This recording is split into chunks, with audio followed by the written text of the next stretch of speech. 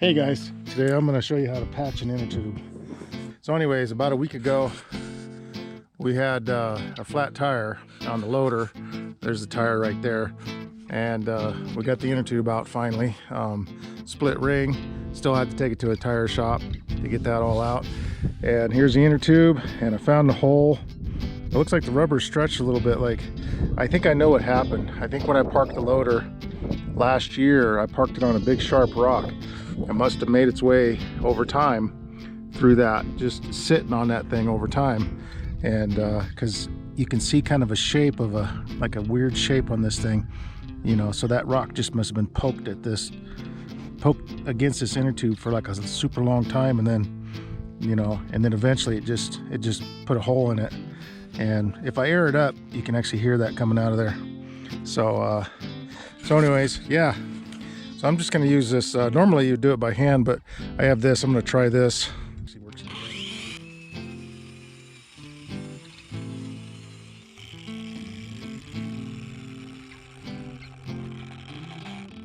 Oh my gosh, that was so much faster. And I got some rubber cement. You know, I got a gallon of this stuff laying around, and for whatever doggone reason, I can't seem to find it. Got the patch. I got this patch kit. Most of the time you'd be putting plugs in tires because almost all tires now are tubeless. Actually, this tire was tubeless too. But what I do is I'll usually put a coat of cement on there. What I've seen some guys do, they'll light that puppy on fire, get it warmed up a little, hit it again. I'll let the second one kind of soak in. The idea here is you got to let it set long enough to where there is no, you know, it's totally dry. So yeah, this is your basic tire patch kit. Of course, you would need a tire patch. I've got some rubber cement. I've got a lighter. You may or may not need that. And I've got my sandpaper disc here. Certainly is a lot faster with this than by hand. It's dry to the touch. So as soon as this thing touches, this baby's gonna stick, and there's no getting it back off.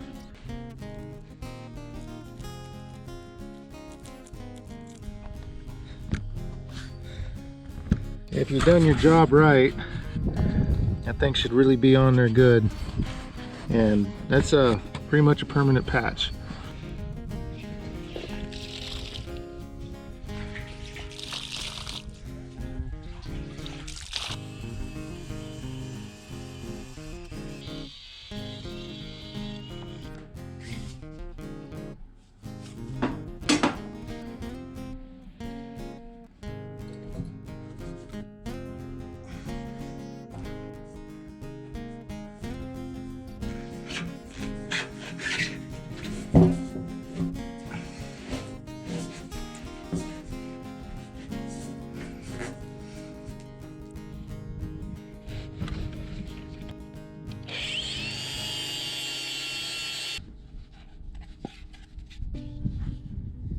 It's not perfect, but it fits pretty good.